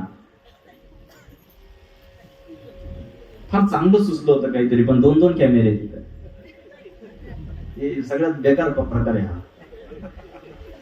भले भले लागलेत कामाला, ते 2 तासाचं काहीच दाखवत नाही, ते तेवढंच. बघा आवाडेकर महाराज काय म्हणतो, ते टपून यायचे ते कॅमेरेवाले. त्यांना भांडवलच पाहिजे. त्याच्यामुळे आपला अभंगावर लक्ष केंद्रित करू. आता निश्चिंतीने आपला मुद्दा काय सुरू होता? आता जगद्गुरु होण्याची पात्रता असणारी व्यक्ती त्या विषयाला आवश्यक असणारे तितके प्रयत्न करूनच म्हणते की आता निश्चिंतीने. सुरुवातीला नाही. आयुष्याच्या आणि परमार्थाच्या सुरुवातीच्या काळात तुकोबा म्हणले नाही पावलो विसावा. कधी? त्या गोष्टीसाठी आवश्यक असणारा यत्न केला, आवश्यक असणारी साधना केली, आवश्यक असणारी भजन साधना केली, आवश्यक असणारा त्याग केला, सॅक्रिफाइसेस केले, आवश्यक असणाऱ्या गोष्टींचा वैराग्यपूर्णतेने अत्यंत प्रामाणिकपणे त्याग केला. लाथाळीला संसार, लाथाळीला संसाराच्या नावे घालून या शून्य. सगळं सगळं काही जे आवश्यक आहे स्वतःला मुक्त करण्याच्या आणि वेगळं करण्याच्या संबंधानं ते सगळं केलं, आणि सगळं केल्यानंतर आता निश्चिंतीने. सुरुवातीला नाही. आपण गण लावतोय, आपण मोठी चमकणारी गळ्यात दिसणारी माळ घालतोय म्हणून गावातली 4 माणसं पाया पडायला लागली म्हणून लगेच त्यांनी मुक्त झाल्याची भावना मिरवायची नाही.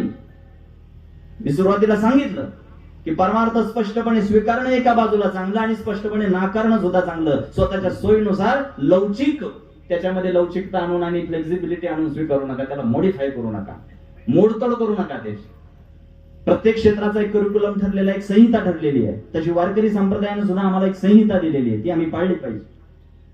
मला बोलण्यासारख्या अनेक गोष्टी आहेत, पण मला थोडासा अभंगाचा विषय पूर्ण करण्यासाठी धावता आढावा घ्यावा लागेल. की तुकोबाराय म्हटले की जे काही करणं आवश्यक होतं ते मी केलं, आणि आता निश्चिंतीने पावलो विसावा, कुंटलिया धावा तृष्णेची या. पुढे जाऊन काही मंडळींनी तुकोबारायांना विचारलं असावं की तुकोबा, जवळपास 12:30 वाजून गेले तरी तुम्ही म्हणता यासाठी केला होता अट्टहास, शेवटचा दिस गोड व्हावा. आता निश्चिंतीने पावलो विसावा, कुंटलिया धावा तृष्णेची या. इतक्या कौतुकानं तुम्ही स्वतःबद्दल का गोष्टी सांगताय? त्या कौतुकाचं कारण काय? त्या कौतुकाचं कारण अभंगाच्या 3ऱ्या चरणात.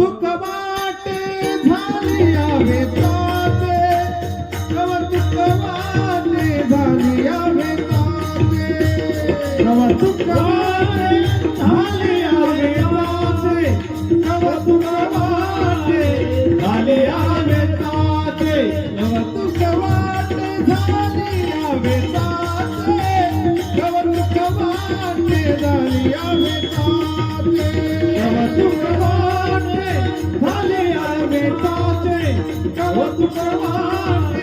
झालिया वेचाचे नाममंगळाचे गुणे नाममंगळाचे गुणे हाताने शेतीले पावलो विसावा हाताने शेतीले पावलो विसावा हाताने शेतीले पावलो विसावा हाताने शेतीले पावलो विसावा नाव मंगळाचे येणे गुणे नाव मंगळाचे येणे गुणे हाताने शेतीले पावलो विसावा हाताने शेतीले पावलो विसावा हाताने शेतीले पावलो विसावा हाताने शेतीले पावलो विसावा.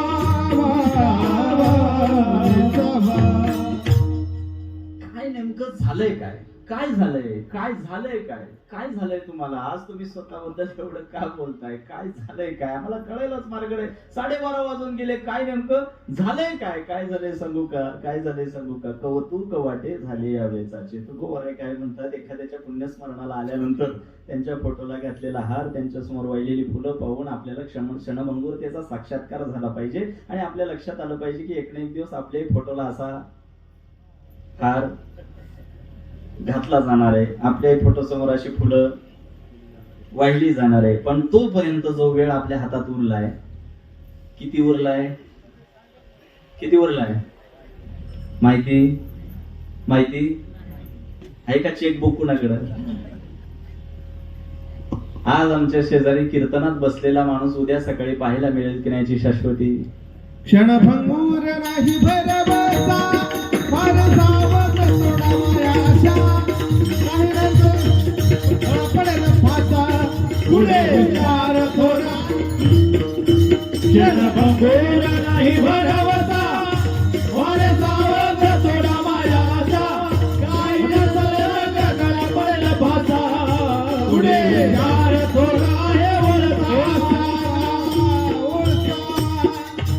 तुम्ही काकड्याला जात नाही त्याच्यामुळे असं होत आहे काकड्याला जाणाऱ्यांची प्रमाण सगळे पाठ असते बघा एकदा अजून कपाळाला ज्यांना म्हटलं ह्यांना पाठ असत काकड्याला धन दारा पुत्र जन बंधू सोयरे पिशून धन दारा पुत्र जन धन म्हणजे पैसा दारा म्हणजे बायको बायकोला दारा म्हणतात का म्हणतात आकाश महाराज तुमचं लग्न झालंय म्हणजे तुम्हाला काय सांगू नका तुमचा त्यांना सांगतो दारा बायकोला दारा म्हणतात का म्हणतात कारण ती फक्त दारापर्यंतच येते बायको फक्त दारापर्यंत येते गावकरी स्मशानापर्यंत येतात आणि पोरं फार फार तर कवटी फुटेपर्यंत थांबतात जळावं मात्र गृहीची कामिनी ती तो राहिली भुवनी मी तो जळत ते अग्नि समे करा गृहीची कामिनी ती तो राहिली भुवनी मी तो जळत ते अग्नि समे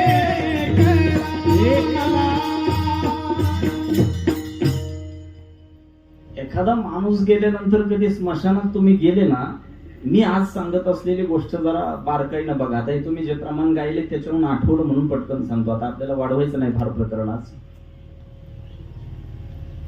काय प्रमाण होतं तुमचं आताच देहगृहीची कामिनी पुढे ती तो राहिली भुवनी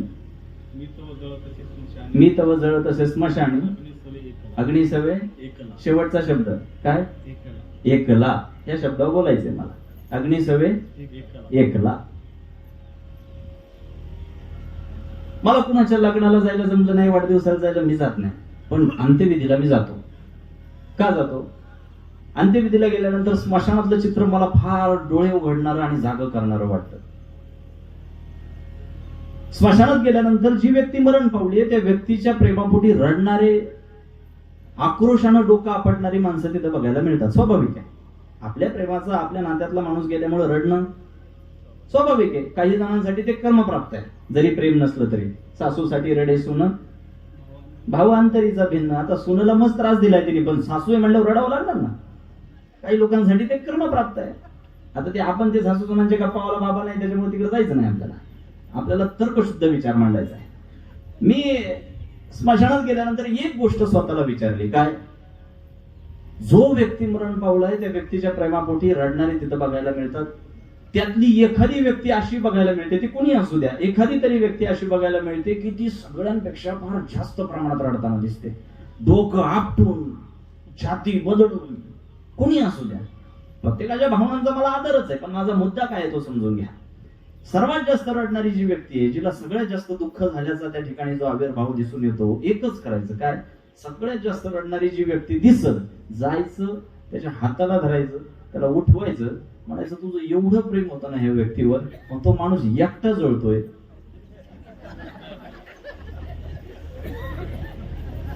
ऐकायला थोडं विचित्र वाटेल, पण तुमच्या हसण्यामध्ये माझं उत्तर आहे.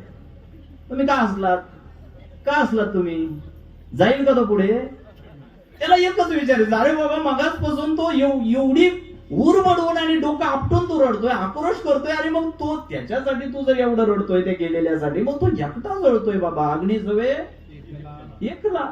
मग तुला असं वाटत नाही का की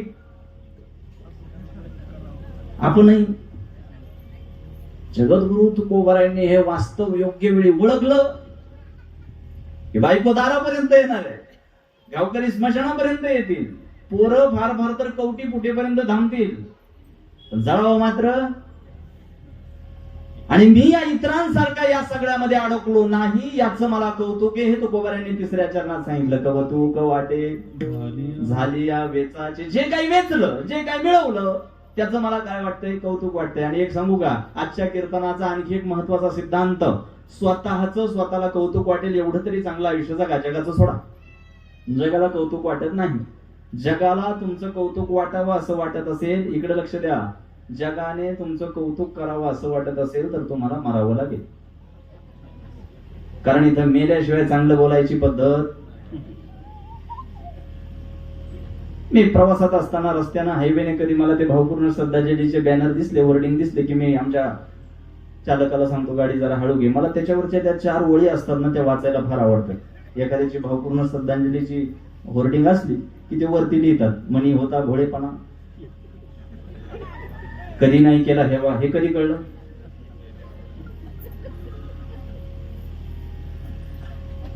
आभाळा एवढं मन, अरे पण हे कधी? सर्वांना जिंकलं तुम्ही, आभाळा एवढं मन केलं, सगळ्यांना सामावून घेतलं, आज आम्ही हिरा कमावला. हे जे तुम्ही लिहिताय ना, हे फक्त जिवंतपणे एकदा तरी त्याच्या कानात बोलून दाखवा, त्याचं आयुष्य अजून 10 वर्षांनी वाढेल, त्याला अजून जास्त आयुष्य जगण्याची प्रेरणा मिळेल. पण आम्ही जिवंतपणे आम्ही कौतुक करणाऱ्यातले, ते मला काही विशिष्ट लोकांच्या जुन्या मुलाखती ऐकायची सवय आहे. प्रवासात असताना मी सिंधुताईंची मुलाखत त्या दिवशी ऐकत होतो. ती सिंधुताईचं एक वाक्य फार छान आवडलं मला. सिंधुताई म्हणल्या, हा महाराष्ट्र इथं मोठं होण्यासाठी मरावं लागतं. तुकोबारायांना योग्य वेळी लक्षात आलं की जगाला कौतुक वाटणार, इथं गेल्यानंतर कौतुक करायची प्रथा आहे, त्याच्यामुळं जगाचं सोडा, स्वतःला कौतुक वाटेल असं तरी माणसानं आयुष्य. बाबू काही महिन्यांपूर्वी तुकोबारायांची बीज झाली, वैकुंठगमन सोहळा झाला. माझं गाव देहूच्या पंचक्रोशीत येत असल्या कारणानं बीजोत्सवाला रोज सकाळी आम्ही नित्यनेमाने तिथे पोहोचतो. या वर्षी काय झालं, ते जरा उपमुख्यमंत्री वगैरे सकाळी लवकर येणार असल्यामुळे देहूचे काही रस्ते वळवले होते आणि मला योग्य वेळी मंदिरात पोहोचता नाही आलं. आणि मी मंदिराच्या महाद्वारात, तुकोबारायांच्या देहूच्या महाद्वारात पोहोचलो मंदिराच्या, तेव्हा बघितलं की काही प्रोटोकॉलमुळे स्थानिक प्रशासनाने मुख्य दरवाजा बंद केला होता. आता ते सगळं निवळपर्यंत, रस्ता मोकळा होईपर्यंत मी थोडासा मागे येऊन थांबलो. मोठा दगड होता रस्त्याच्या बाजूला, त्या दगडावर, उंच दगडावर उभा राहिलो आणि त्या गर्दीकडे मी पाहत होतो. इतकी गर्दी वैकुंठगमन सोहळ्याला देहूमध्ये दरवर्षी, इतकी गर्दी, मुंगीला सुद्धा घुसायला जागा राहत नाही. लाखोंच्या संख्येनं गर्दी देहूमध्ये. आणि ती गर्दी बघितली आणि तो गर्दीकडे एक नेत्रकटाक्ष टाकल्यानंतर जो मला प्रश्न पडला, मी तो प्रश्न तुकोबारायांना विचारला. मी माझे प्रश्न महाराजांना विचारतो. आणि विचारलं मी महाराजांना की महाराज, आज स्थानिक प्रशासनावर इतका ताण आलाय, व्यवस्थेवर इतका ताण आलाय की रस्ते वळवावे लागलेत, रस्ते बंद करावे लागलेत, लाखोंचा जनसमुदाय आज देव होत आलाय. मी महाराजांना एवढंच विचारलं की महाराज, ही लाखो लोकांची गर्दी जी आज इथं देहूमध्ये दिसते, ही सगळी गर्दी तेव्हा कुठं होती जेव्हा आपला गाथा बुडवायला सांगितलं होतं? ही गर्दी तेव्हा कुठं होती जेव्हा आपला मुलगा आणि बायको अण्णांना करत नेली? महाराज, ही गर्दी तेव्हा कुठं होती जेव्हा मंबाजी बाबा तुम्हाला काठीनं मारत होते? ही गर्दी तेव्हा कुठं होती? महाराजांनी मला जवळ घेतलं आणि सांगितलं, चैतन्य, हा समाज एक महत्वाचा गुण कायम दाखवत आलाय आणि या समाजाचा गुण असा आहे, या समाजाचा गुणधर्म असा आहे की इथं संघर्ष एकट्याला करावा लागतो, जग सोहळा साजरा करायला येतं. जग कधी येतं? फक्त सोहळा साजरा करायला येतं. आणि म्हणून जगाला कौतुक वाटेल याची नीत मी कधी बाळगली नाही. माझं स्वतःला कौतुक आज मला वाटते की मी माझ्या आयुष्यामध्ये जे काही वेचलं, जे काही मिळवलं, ते इतरांच्या फार आयुष्याच्या विभिन्न आहे, परस्पर विरुद्ध आहे. आणि याचा मला अभिनिवेशानं खऱ्या अर्थानं कौतुक वाटतंय, कौतुक वाटे झाली वेचाचे नाममंगळाचे तिन्ही गुळे. चौथ्या चरणावर प्रकाश टाकण्याअगोदर एकदा पांडुरंगाचं भजन करायचंय आणि मग उर्वरित चरणाचा आढावा घ्यायचा आहे. ताट बसायचंय सगळ्यांनी आणि पांडुरंगाचं भजन करण्यासाठी माझ्यासोबत आपले दोन्ही हात वर करायचे. दोन्ही हात वर करा, सगळ्यांनी करा. ज्याला दोन आहे त्यांनी दोन करा. एक टाळी एक मुखात पांडुरंगाचं भजन करायचं. विठोबार खुमाई, विठोबार खुमाई, एक टाळी, एक विठोबार खुमाई, विठोबार खुमाई, विठोबार खुमाई. हरि हरि दे हरि दे हरि दे हरि दे हरि दे हरि हरि हरि दे हरि हरि हरि दे हरि दो माई ओ भारत भारत माई ओ भारत माई ओ भारत माई.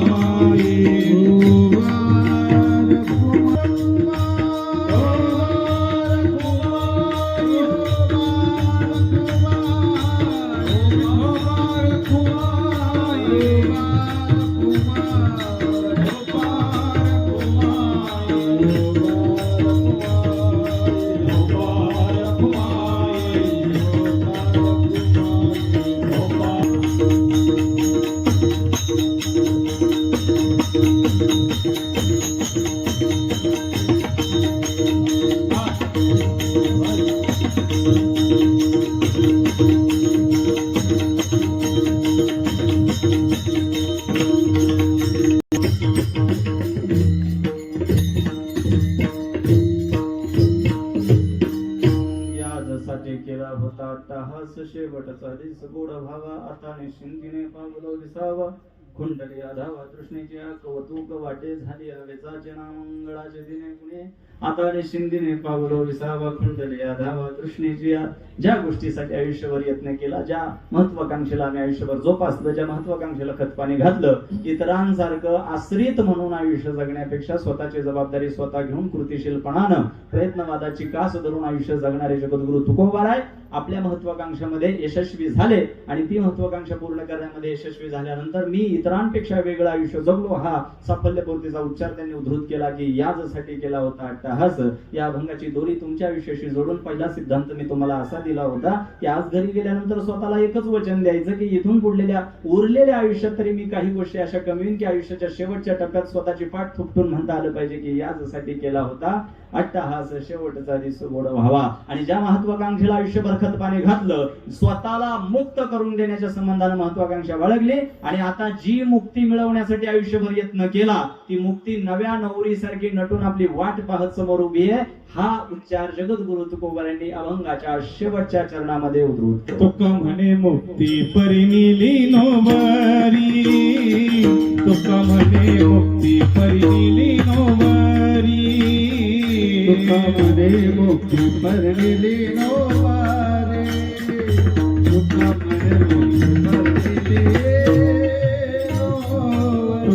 म्हणे मुक्ती परिनिली नोवरी, तुका म्हणे मुक्ती परिनिली नोवरी, तुका म्हणे मुक्ती परिनिली नोवरी, तुका म्हणे मुक्ती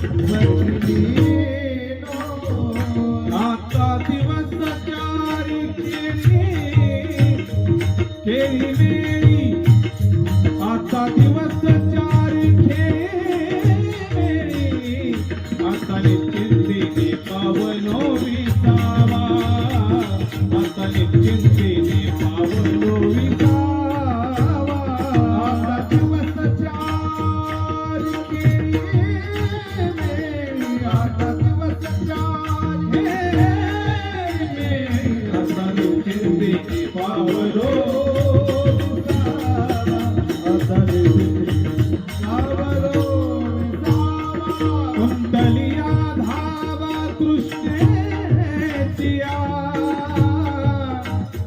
कुंडलिया कृष्णेचिया पावलो विसावा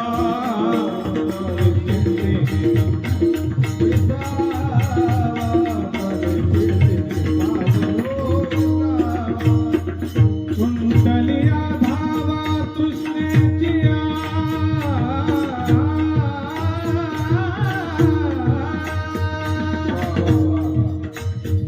कुंडलिया धावा कृष्णेचिया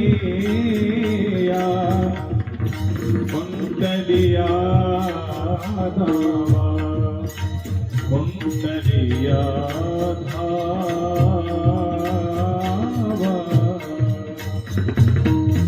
कुंडलिया धावा कुंडलिया धावा कुंडलिया धावा कृष्णेचिया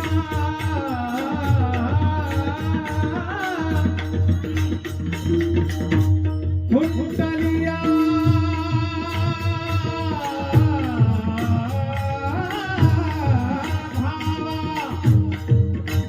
कुंडलिया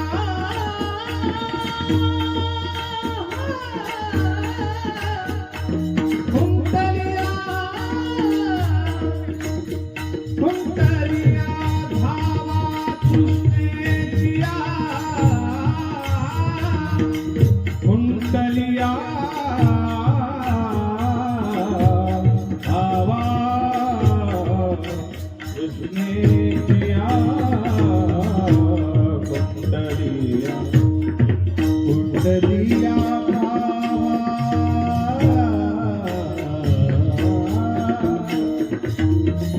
कृष्णेचिया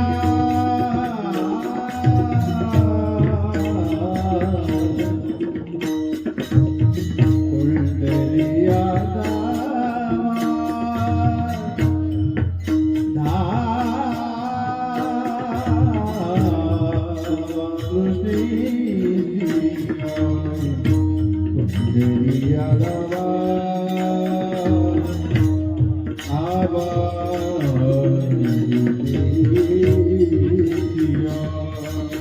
कुंडलिया कुंडलिया धावा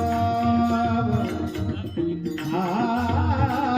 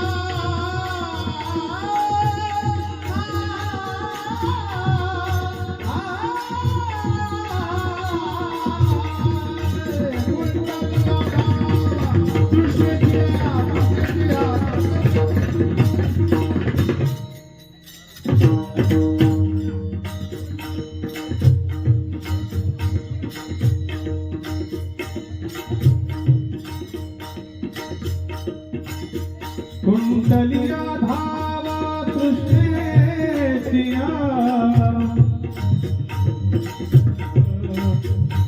आ